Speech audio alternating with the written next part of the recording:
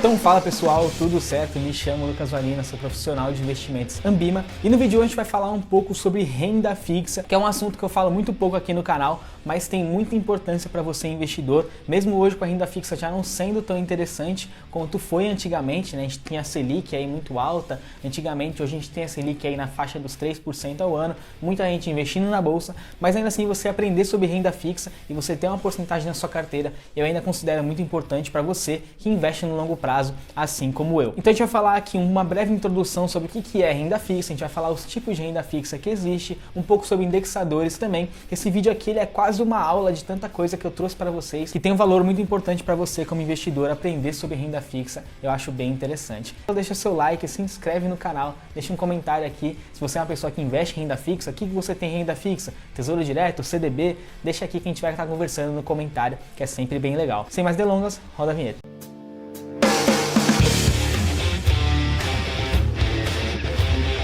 Então, para a gente entender renda fixa, a gente tem que entender uma coisa chamada risco e retorno, né? Risco e retorno é uma correlação bem interessante que eu já comentei aqui no canal, vou deixar até um vídeo aqui mostrando para vocês. Mas risco e retorno significa que você vai ter sempre uma correlação, nos seus investimentos. Então, quanto risco menor for, né? Se você investe numa renda fixa, você tem um risco muito menor nos seus investimentos. Acaba que a rentabilidade vai ser menor também. Já se o risco for muito maior, acaba que a rentabilidade esperada é muito maior também. Por que eu falei de rentabilidade esperada? Porque não é sempre certeza que você vai ter uma rentabilidade muito maior, porque o ativo ele é muito mais arriscado. Não é porque você está investindo numa criptomoeda, você está abrindo um negócio que tem um risco também muito elevado, significa que você vai ganhar muito dinheiro a partir disso. Significa que espera-se que se o seu negócio, o seu investimento der certo, ele te dê um retorno muito mais elevado do que você está investindo num tesouro direto ou um CDB, por exemplo, né, que tem um risco muito menor. Então na renda fixa a gente tem que entender que ela é baseada numa previsão de retorno que você vai ter ao investir o seu dinheiro.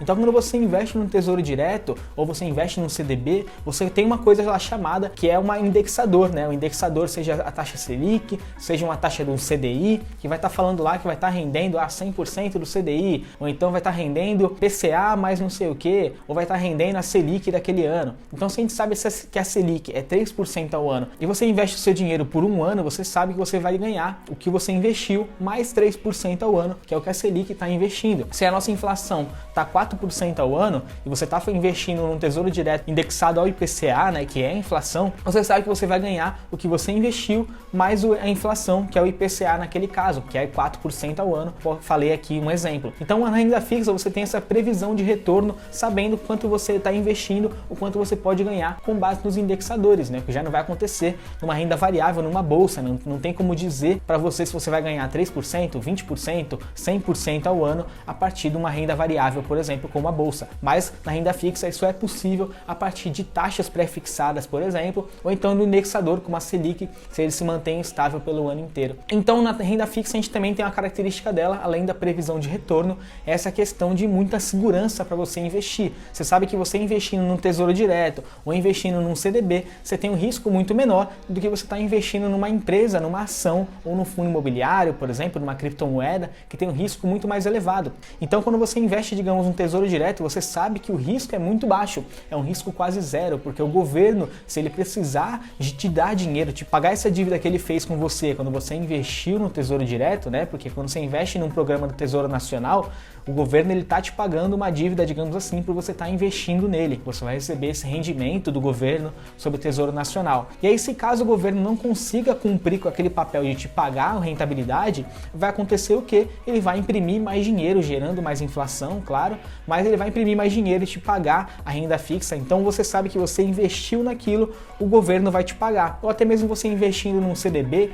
se você pega um CDB de um banco grande como Itaú, Bradesco, Santander, você sabe que esses bancos têm muito dinheiro em caixa. Então acontece, se aquele banco tem a possibilidade de gerar mais dinheiro, ele tem a possibilidade de segurança de te pagar aquele investimento que você fez num CDB ou numa poupança do banco, por exemplo. Então a segurança que a gente tem na renda fixa é muito maior por conta disso também. Então lembra, se a gente tem menos risco, a gente tem uma previsão também de menor retorno por conta de você estar investindo na renda fixa, que é muito segura. E aí tá bom, Lucas, você falou de Selic, você falou de IPCA, você falou de CDI, mas o que significa esses indexadores, né? Então a Selic, para quem não entende, é basicamente o indexador da principal taxa de juros da economia. Ela é a cada 45 dias estipulada por um órgão chamado Copom, que verifica nela se há necessidade de aumentar essa taxa Selic, né? Se o país precisa de uma taxa de juros maior ou uma taxa de juros menor, e ele vai ajustando a partir disso. Então a Selic, basicamente, ela vai dizer como é que está o formato da nossa economia. Se é uma economia que precisa de menos injeção de capital, ela aumenta a taxa Selic. Se é uma economia que precisa de mais capital circulando, ele abaixa a taxa Selic e fazendo com que todas as taxas de juros no país abaixem também. Então a Selic vai mostrar pra gente como é que está a evolução do nosso país. Uma Selic baixa é esperado que o quê? Que as pessoas pegam mais empréstimo no banco, que as empresas paguem menos juros também. Se uma Selic está maior, é esperado que a economia dê uma desacelerada por conta disso, porque vai ficar tudo um pouquinho mais caro, tanto para as empresas quanto para o consumidor também, até mesmo para o investidor. Talvez fique um pouco menos interessante investir na bolsa, por exemplo, com uma Selic um pouco mais alta. Então ela diz muito sobre a volatilidade dos juros, mas também para nós investidores ela vai dizer como é que vai estar a questão da economia no nosso país, se vai valer mais a pena você investir numa renda fixa, mais taxa de juros como a Selic, por exemplo, ou se vale a pena você investir mais na bolsa, a taxa de juros vai estar menor e as empresas vão estar pagando menos juros sobre suas aplicações, sobre seus empréstimos, por exemplo, também, fazendo alavancar cada vez mais as empresas por conta disso. E por outro lado, a gente tem aí o CDI. Para quem não conhece, o CDI significa Certificado de Depósito Interbancário, é uma taxa que é atrelada aos bancos, né, que os bancos utilizam para emprestar dinheiro um para o outro, e a partir de um CDI você contém uma rentabilidade em muitas aplicações financeiras, desde um CDB, desde o RDB, desde várias outras aplicações financeiras que utilizam o CDI como forma de rendimento.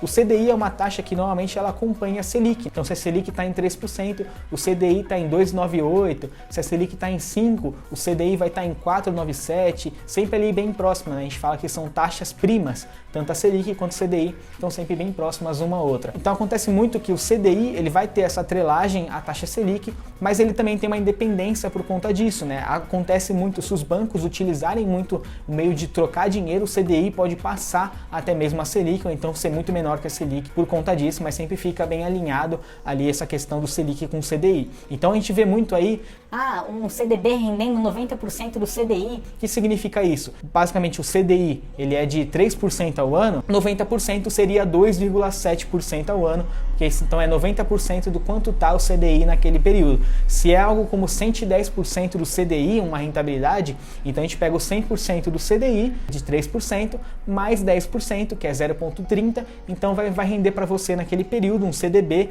3,3% ao ano. Então é bem fácil de entender a matemática do CDI, por exemplo. E é sempre importante falar que CDI não é um investimento, tá? Vejo muita gente no mercado financeiro confundindo CDI. Como é que eu invisto lá num CDI, por exemplo? Não, CDI não é investimento. Investimento é um CDB, é um RDB, é uma LH, é uma LCI, uma LCA. O CDI é um indexador, assim como a Selic também não é investimento, assim como a inflação não é investimento, e sim indexadores que têm outros papéis, não só servir para investimentos no caso. E o último indexador aqui que é muito comum na renda fixa é o IPCA, né, que basicamente é a inflação, né? IPCA significa Índice de Preço do Consumidor Amplo, que é muito utilizado pela inflação, né, para medir a inflação no país. Claro que tem outros indicadores como IGPM, mas o principal aqui é o IPCA, que vai utilizar bastante na renda fixa para medir o rendimento de uma aplicação financeira indexado à inflação. Então, quando a gente fala de IPCA, a gente está falando da inflação. A inflação que basicamente vai fazer os preços da economia ficarem